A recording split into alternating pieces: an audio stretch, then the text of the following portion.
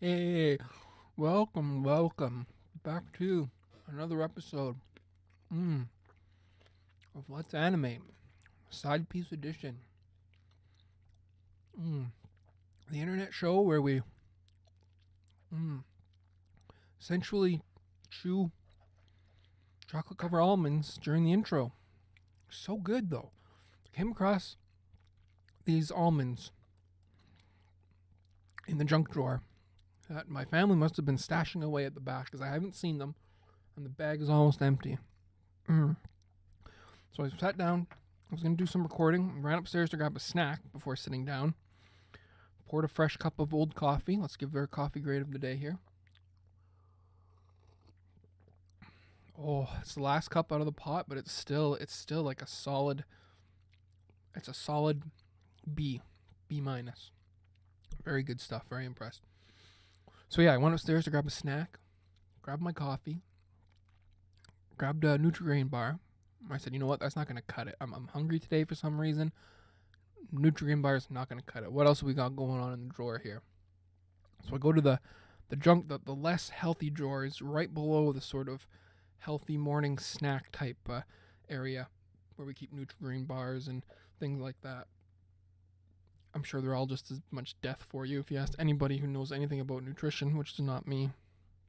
But anyway, the accepted true junk drawer is below.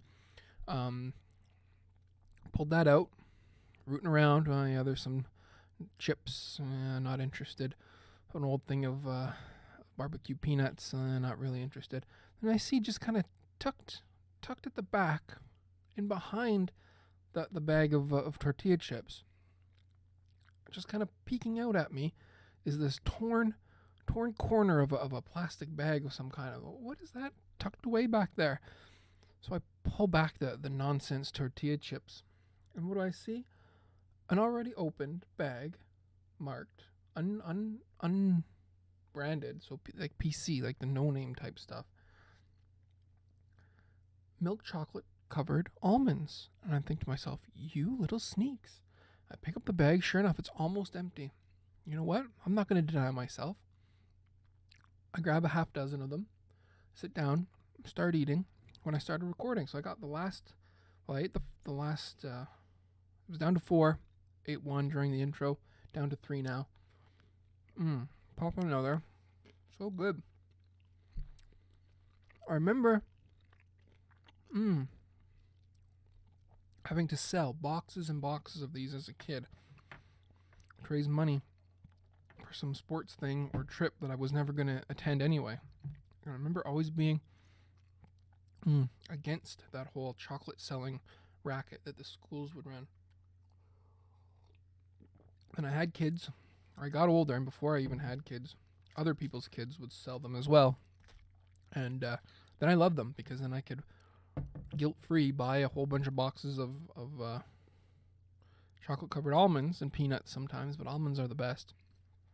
And eat them, thinking to myself, you know what, Broman, you're doing a good thing today. You know, you did good today, supporting a school like that. That's very good. Sure, it would be better if you just gave them the cash directly and then didn't feed yourself this poison, but no, you did good. You deserve to eat those chocolate-covered fat. Let's just read the ingredients here. I don't really know if this is bad, but this seems bad. It actually doesn't seem that bad. Well, yeah, okay, it seems bad. Per a quarter cup, that's 45 grams of these things. I don't know how much that is. I had a half dozen. I assume that's much less than a quarter cup. But per a quarter cup, 260 calories. Okay, that seems high. Not shocking. Fat, 16 grams of fat. That seems shockingly high. That's not very good. 21 grams of sugar. That's the part that really blows my mind. That's crazy to me. But I don't really know what much of this stuff means. So to me, if I like it and I eat it, then that's what I'm going to eat. I just try to do everything in moderation, including moderation. Quote tbroman 2018. You can take that one to the bank. But anyway, I've distracted or diverted my attention away from the screen long enough. As you can see, we're here with a new project. And this is because just the side piece edition is going to be fluid. It's going to be my excuse, my ability to take on an idea as it pops in my head. Our Utensil Wars idea is still there. It has been started. It has been worked on off camera. It has been worked on camera. I don't want the side piece edition to limit me in any way. So when a new idea pops into my head, as it did yesterday, and basically delivered itself on a platter to my satirical skewering hands yesterday while I was listening to the latest NLSS, I thought to myself, I can't pass this up. This is too perfect. It fits in perfectly in line with a video I've already made, so the assets are already here. As you can see, I've already replaced Justin's head with Nick's head, and the bulk of this is done already. Most of the joke was handed to me, like I say, on a silver platter, both with the work I've already done and the way the conversation went on the NLSS over the course of, where's my timestamps here? I wrote down my timestamps. Oh, I've got the mic on them. Over the course of, what is that, 10, 15 minutes at the most. Hope you can hear me. I hope that wasn't too obvious. I just picked you up and moved you a bit so I could look at my timestamps here. It looks like about over the course of 15 minutes, this whole joke was just, pre-written pretty much for me. Obviously, I'm not taking everything. This is the style of joke where I'm going to have the thought bubble pop up and the selector come down.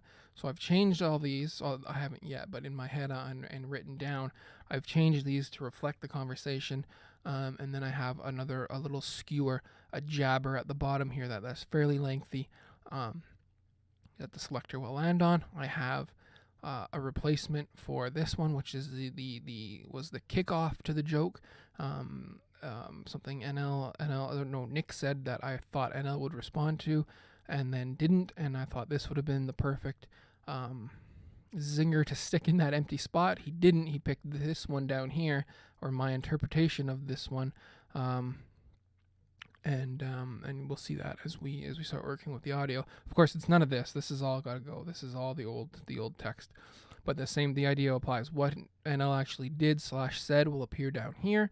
My zinger that initially kicked off my creative juices will be in here, and then some of the other little jokes that I thought of after the fact to fill out the speech bubble will be going up here.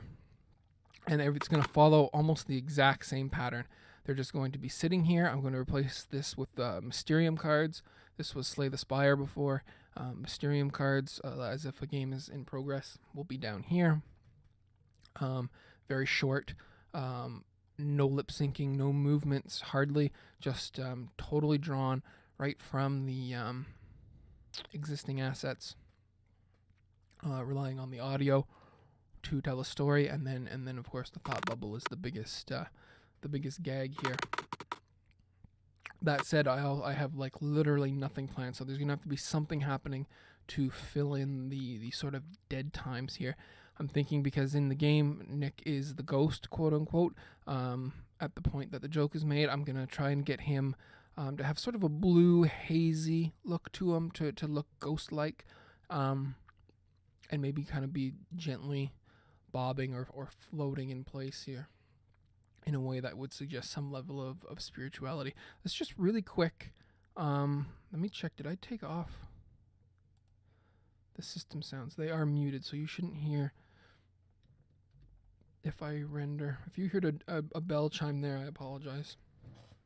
One of the things I do want to try to sort out is the balancing of the heads is not quite right. Nick, I've put a very oblong type head, and I don't know if it's the line thickness that's throwing me off. It just looks too much smaller than NL's, almost as if it's from two different asset sets, and I'd like to fix that. I might tweak some things off camera. I've got to narrow his shoulders too. Justin was a bit more of a stocky fellow, and Nick, I imagine, is a bit more slender. So I'm just going to bring in these arms a bit. I don't know what the arms are going to be doing. In this, he is creating a lobby for the next game of Mysterium, and I don't know if I can put anything in here to show him trying to do that, and the little difficulty he encounters, which sets off the joke. But yeah, what was I saying? Oh yes, let's check and see. Excuse me while I pick chocolate and almond out of my wisdom tooth sockets here. That's a very nice on-camera thing to do. Yep, lovely. Yes, so let's throw on. Why are we? Can't do that.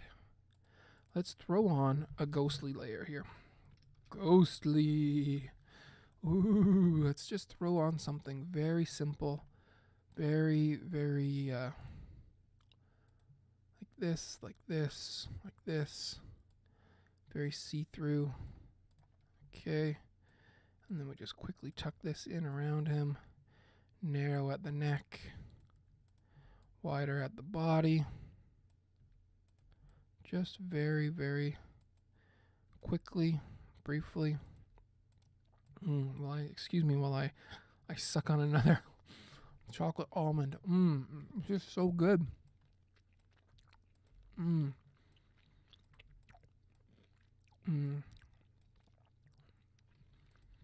think the reason I'm enjoying these so much is because I didn't get much chocolate at Easter. I didn't realize how much I missed Easter as an adult, as someone who doesn't really get things at Easter anymore. You know, watching my kids eat all this chocolate. Well, I didn't really affected me. You know, made me realize how much I missed certain things from Easter, like Christmas. As I've grown up, I mean, you know, it's just presents. I don't have nearly the it doesn't bother me. You know, Christmas is a child's holiday. At least the gift giving portion to me is a child's holiday. You know, for me, especially when I had a real job, it was about the time off spent with family and whatnot. Just enjoying the season, the lights, the music, all that kind of stuff. And so as I've moved into a more adult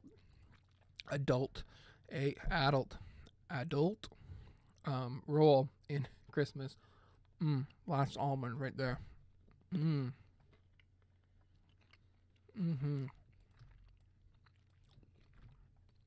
As I've moved into a more adult role in Christmas, receiving fewer gifts.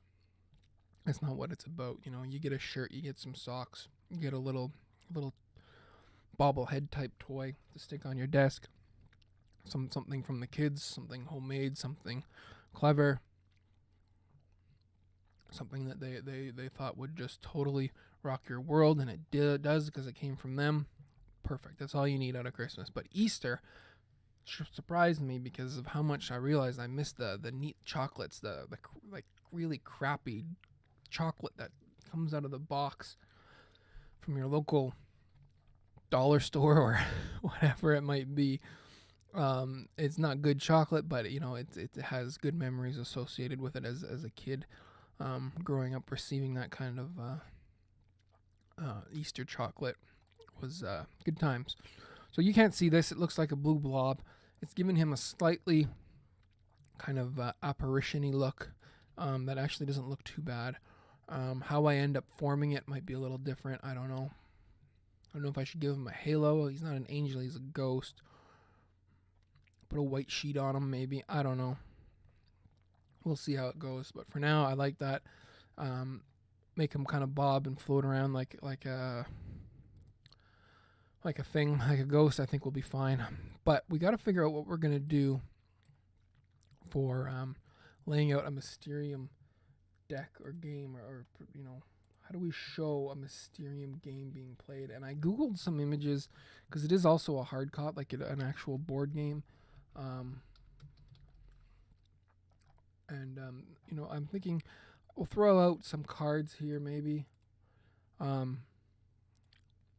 down here in the middle that are Mysterium cards, and kind of set up the board as if that's what's being played, and hopefully that will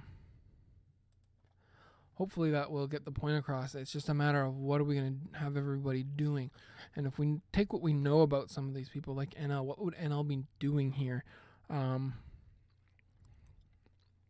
Good question. Picking almonds out of his wisdom tooth sockets? Probably not.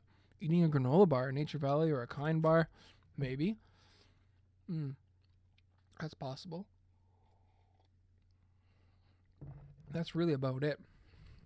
Because I don't think it doesn't seem like the kind of game where you would hold the cards in a hand. So we might just have him doing, I don't know what, something off to the side here. Yeah, I'll have to think about that one off camera. In the meantime, let's go to this. We're going to change some of these and fill in. I got to move my microphone. Excuse me while I move you again. I'll just pull out some of these. And we'll put in replace some of these text jokes here with what I had come up with. If I can.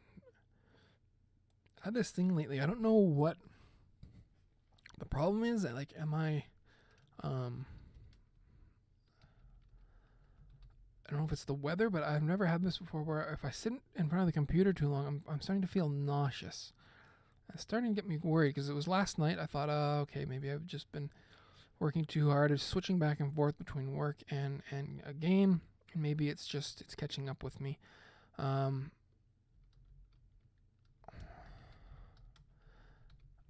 now it's happening again today, and it takes more than two instances to get me concerned, but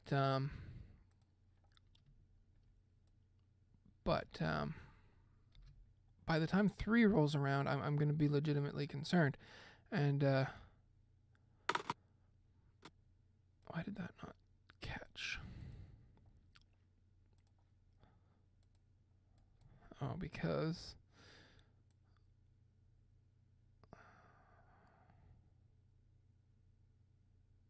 I'm trying to line up on this. There we go. 213.